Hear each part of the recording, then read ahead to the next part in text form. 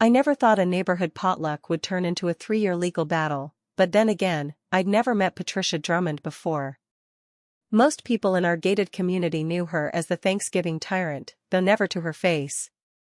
She'd appointed herself the unofficial coordinator of our annual community Thanksgiving feast, and what started as a nice gesture had evolved into something between a military operation and a totalitarian regime. I'm Sarah Mitchell, and I moved into Meadowbrook Estates about 4 years ago after selling my consulting firm. The neighborhood seemed perfect: quiet streets, beautiful homes, and that promised sense of community you read about in real estate brochures. The first Thanksgiving, I was excited to participate. I'm actually a pretty decent cook. My grandmother taught me her secret recipe for sweet potato casserole that had won county fair ribbons back in Oklahoma. Patricia showed up at my door 3 weeks before Thanksgiving with a clipboard, a color-coded spreadsheet, and an expression that suggested she was doing me an enormous favor by including me in her event. "Hello, you must be the new neighbor in the Henderson house. I'm Patricia Drummond, and I coordinate our Thanksgiving community potluck. Now, I've already assigned you green bean casserole. Store-bought is fine since you're new and probably don't know how to cook yet. The event is at exactly 3 p.m., not 3:05, 3 p.m. I expect dishes to arrive hot and ready to serve. Do you have any questions?" Before I could even introduce myself properly or mention that I'd actually planned to make my grandmother's casserole, she'd thrust a paper into my hands and moved on to the next house. I looked down at the sheet, which detailed about 15 rules for the potluck, including banned ingredients, required serving dish sizes, and an actual dress code for a casual neighborhood gathering. But hey, I'm a reasonable person. If this made Patricia happy and brought the community together, I could follow some guidelines. I made the green bean casserole, used the specified dish size, and showed up at exactly 2:55 p.m. If you're enjoying this dramatic tale of Thanksgiving tyranny, make sure to smash that like button and subscribe to KarenEatWorld for more stories of entitled people getting exactly what they deserve. Trust me, you won't want to miss how this feast unfolds. The potluck itself was actually lovely, despite Patricia hovering over the food table like an anxious hawk, adjusting serving spoons and muttering about people who couldn't follow simple instructions. I met some wonderful neighbors, and several of them quietly apologized for Patricia's intensity. Apparently, this had been going on for 7 years, and it got worse annually. The next year, I decided to be proactive. I approached Patricia in early November and asked what dish I could bring. I even offered to make my grandmother's sweet potato casserole, thinking it might be a nice contribution. Patricia looked at me like I'd suggested serving roadkill. "Sarah, the menu is carefully curated for balance and presentation. I've already assigned you dinner rolls, store-bought from Costco specifically. We don't need any experimental dishes disrupting the aesthetic. And please, this year try to arrive on time. Last year you were early, which threw off my entire setup schedule. I'd arrived 5 minutes early. To help. But again, I told myself it wasn't worth the conflict. I bought the specified rolls and showed up at exactly 3 p.m. Patricia still found something to criticize. Apparently the rolls were too golden, she preferred them pale. I started to understand why several neighbors had quietly stopped attending over the years. Year 3 is when things really escalated. By this point, Patricia had created an actual sign-up website for the potluck, complete with mandatory registration 2 months in advance, a waiver releasing her from any liability, and a new rule that all dishes had to be submitted for pre-approval with photographs and ingredient lists. I stared at the email announcement in disbelief. This was a casual neighborhood potluck, not a Michelin star restaurant submission. But what really got me was the new rule at the bottom, bold and underlined. All participants must contribute a mandatory $15 coordination fee to cover Patricia Drummond's time and effort in organizing this community service. Payment due with registration. No exceptions. She was charging people to bring food to a potluck. A potluck she'd appointed herself coordinator of, that nobody had asked her to organize. I did something radical. I didn't register. When Patricia showed up at my door with her clipboard, I politely told her I wouldn't be participating this year. Her face went through about 5 shades of red before settling on a disturbing purple. Excuse me? This is a community event, Sarah. Community means everyone participates. It's incredibly selfish of you to think you're above contributing to our neighborhood traditions.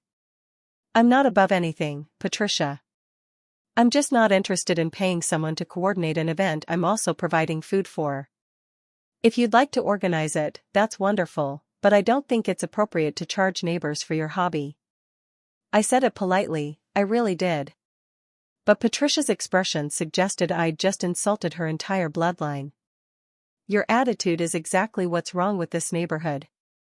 People like you move in and think you're too good for our traditions. Well, let me tell you something, I am on the HOA board, and we take community participation very seriously. She wasn't on the HOA board. I'd checked the website. But I just smiled and closed the door. That's when Patricia declared war. 3 days later, I received a formal letter from the HOA. Apparently, my mailbox was 0.3 inches too far from the curb, a violation of community standards. I'd need to move it immediately or face a $50 daily fine. I measured. My mailbox was exactly where it had been since the house was built, in the same position as every other mailbox on the street. I took photos and submitted an appeal.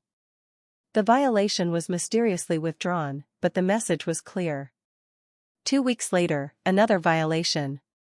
My trash cans were visible from the street for approximately 4 hours after pickup, violating the Aesthetic Standards Clause. Never mind that everyone's trash cans were out on trash day.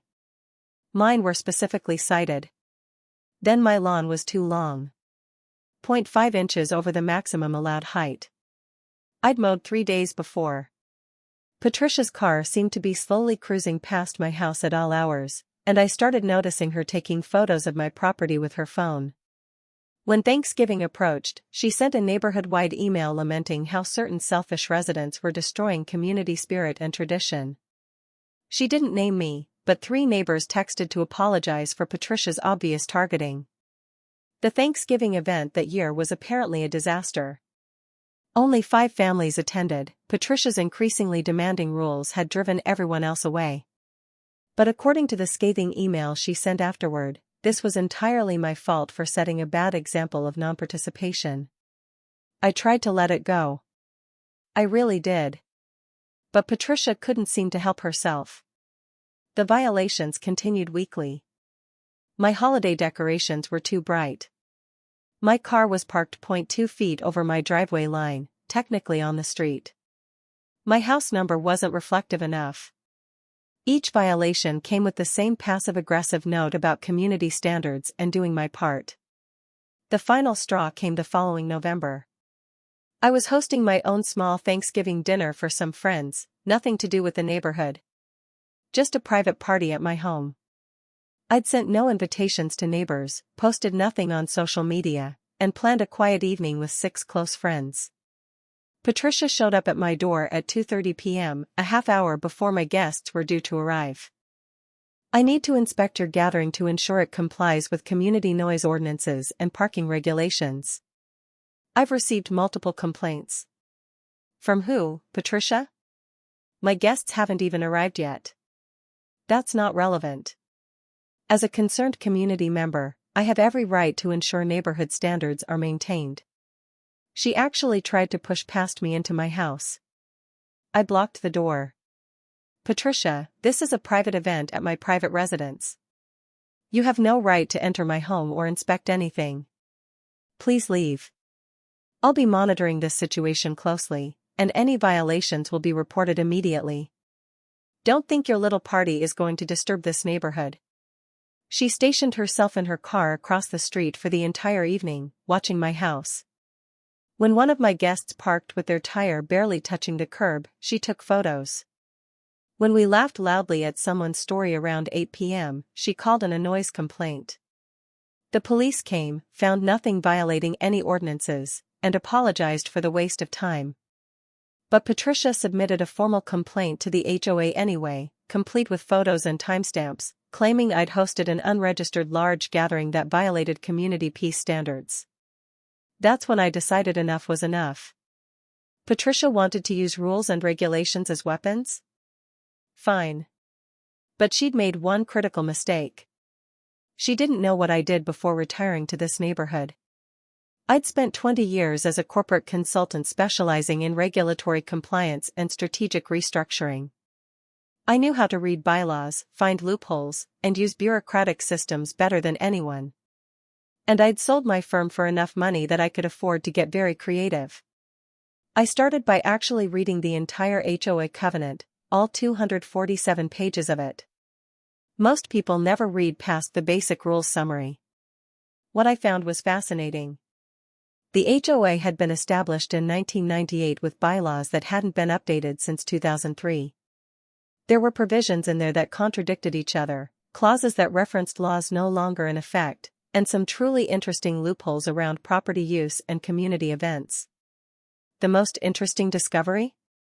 The HOA coordinator of community events position that Patricia kept claiming she held, didn't technically exist in the bylaws. She'd essentially made it up and appointed herself 7 years ago, and nobody had bothered to challenge it because most people just wanted to avoid conflict. But the bylaws did outline how official community events could be organized, and it required a majority vote of homeowners for any mandatory participation or fees. Patricia's mandatory coordination fee? Completely invalid. Every single one of those violations she'd been filing against me? They required proper documentation and a formal review process she'd never followed.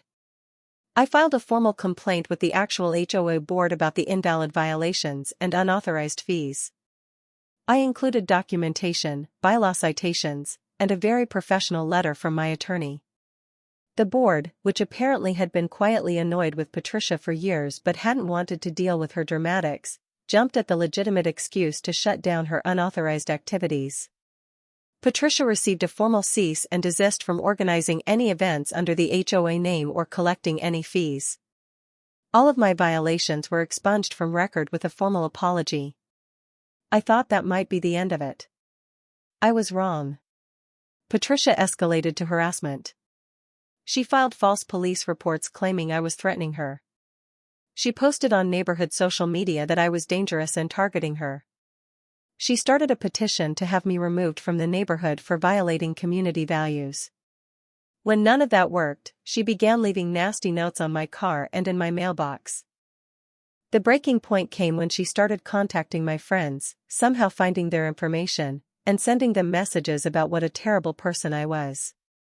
One friend forwarded me a 3-paragraph email detailing my supposed crimes against the neighborhood and warning that associating with me showed poor judgment.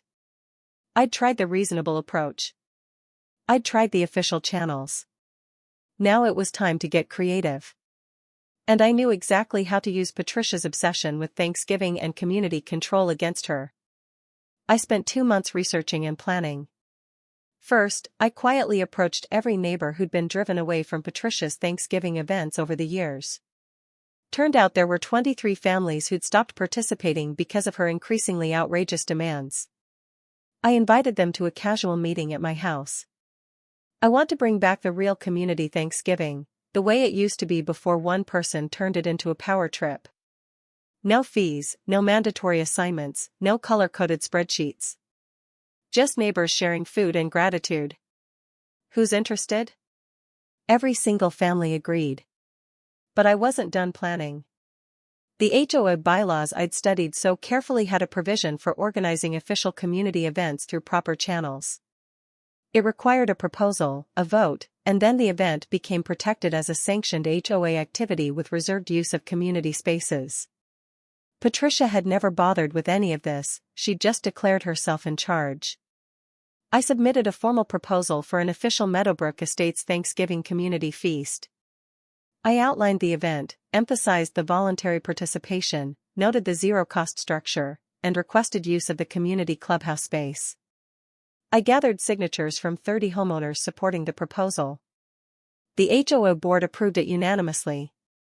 For the first time in years, there would be an actual official neighborhood Thanksgiving event, and Patricia Drummond had nothing to do with it. But I still wasn't done. Because Patricia's obsession wasn't just about Thanksgiving, it was about control and recognition. She'd built her entire identity around being the neighborhood's Thanksgiving coordinator. Taking that away would hurt, but I wanted to make sure she understood exactly how completely she'd lost. The bylaws had another interesting provision. The community clubhouse could be reserved for private events on specific holidays by any homeowner willing to pay the rental fee. The fee was surprisingly reasonable, just $500 for the entire day.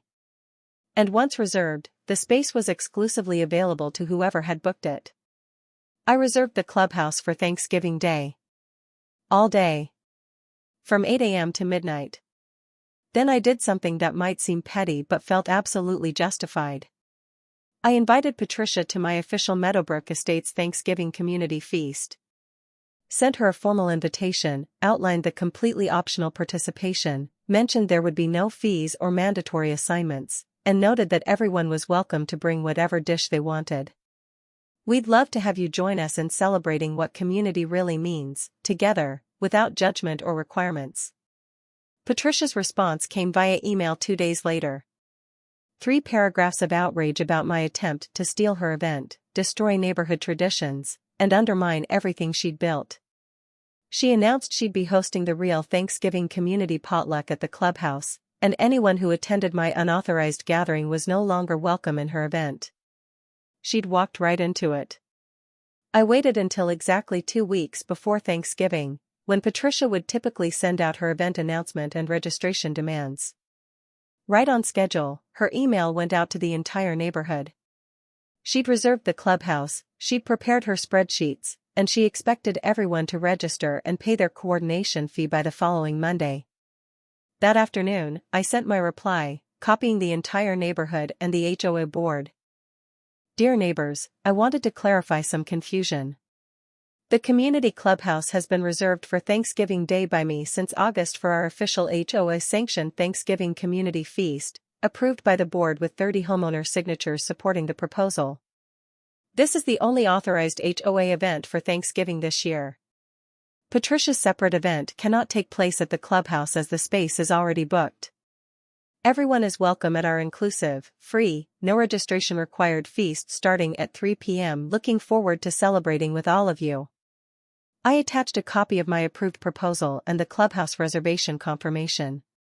Patricia called me within 10 minutes, screaming so loudly I had to hold the phone away from my ear. You can't do this. That's my event. I've been organizing Thanksgiving for 7 years.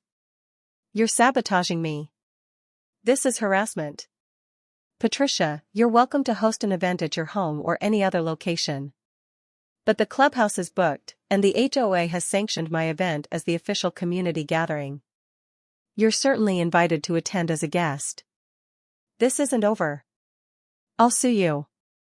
I'll get you kicked out of this neighborhood. You've made a huge mistake. She hung up before I could respond, which was fine because I was done engaging. Over the next 2 weeks, I watched Patricia's attempts to salvage her control spiral into increasingly desperate territory. She sent multiple emails demanding the HOA revoke my reservation, claiming I'd stolen her intellectual property. She tried to reserve the clubhouse for the day before Thanksgiving and the day after, as if that proved something. She posted on social media that I was targeting and bullying her by organizing a community event.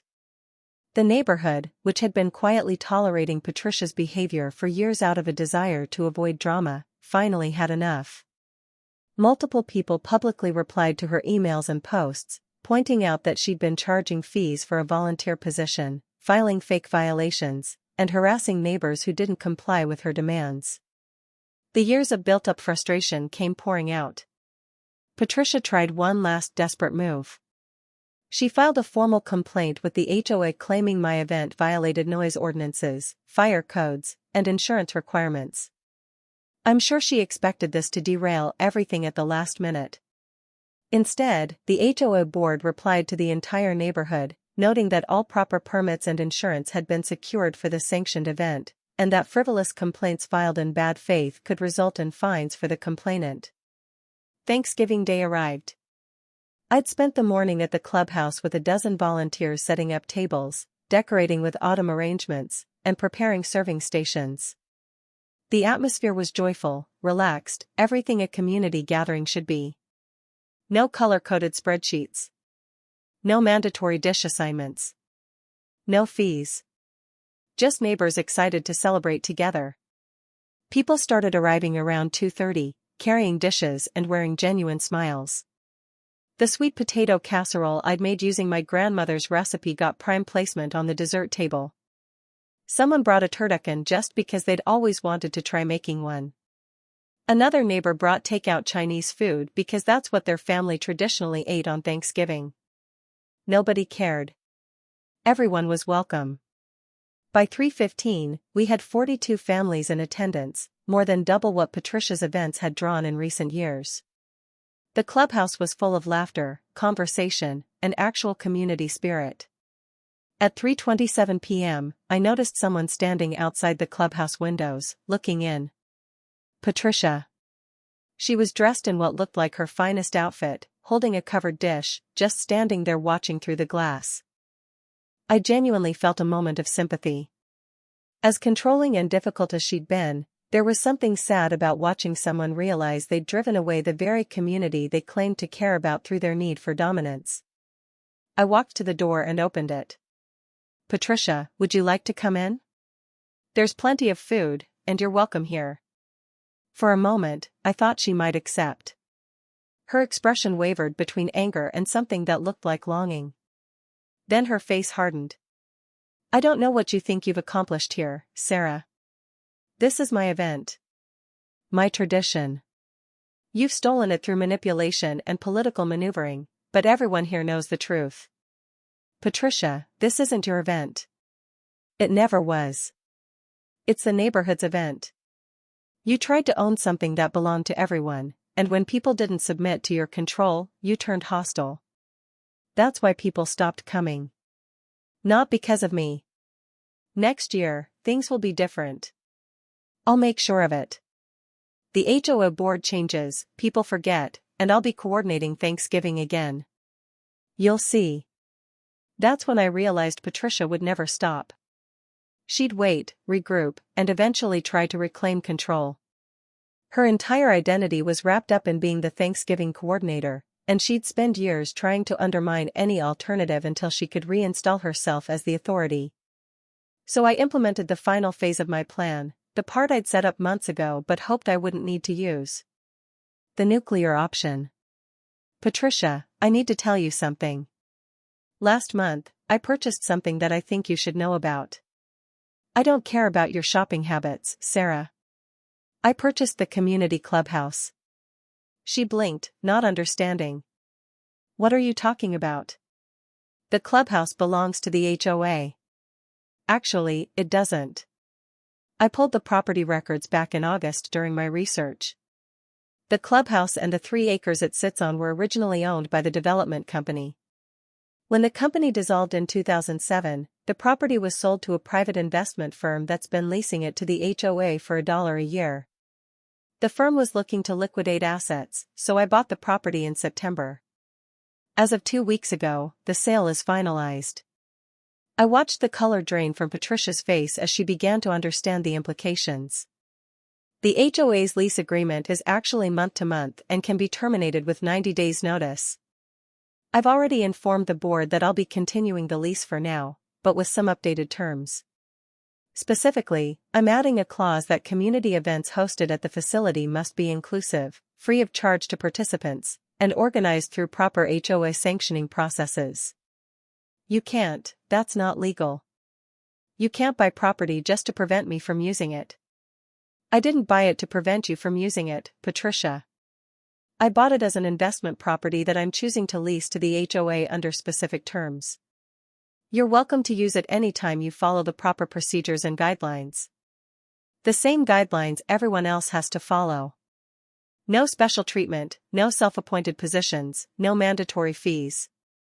Patricia's covered dish slipped from her hands and shattered on the ground, green bean casserole spreading across the pavement. She stared at me with an expression of complete shock, finally understanding that every bit of power she'd claimed over the neighborhood's Thanksgiving celebration was gone. Not just for this year, but permanently. She couldn't wait it out, couldn't manipulate the HOA board, couldn't charge coordination fees, couldn't assign dishes or demand compliance. The property she'd treated as her personal kingdom literally belonged to someone else now, someone who'd watched her abuse that power and had both the means and the motivation to ensure it never happened again. You're welcome to come inside and join us as an equal member of this community, Patricia. That invitation is genuine. But the days of the Thanksgiving Tyrant are over. Her mouth opened and closed several times, but no sound came out. She just stood there in the doorway, casserole at her feet, staring at me with the dawning realization that she'd been completely and permanently outmaneuvered using nothing but her own rules, the same bureaucratic systems she'd weaponized, and the simple fact that she'd picked a fight with someone who had the resources and patience to win. If this story of Thanksgiving justice served cold satisfied your craving for karmic revenge, make sure you hit that like button and subscribe to KarenEatWorld. We serve up fresh tales of entitled people facing consequences every single week, and trust me, you won't want to miss what's cooking next. Happy Thanksgiving, everyone, and remember, sometimes the best revenge is simply being the change you want to see in your community, and maybe buying a little real estate along the way. Retry Claude can make mistakes. Please double-check responses.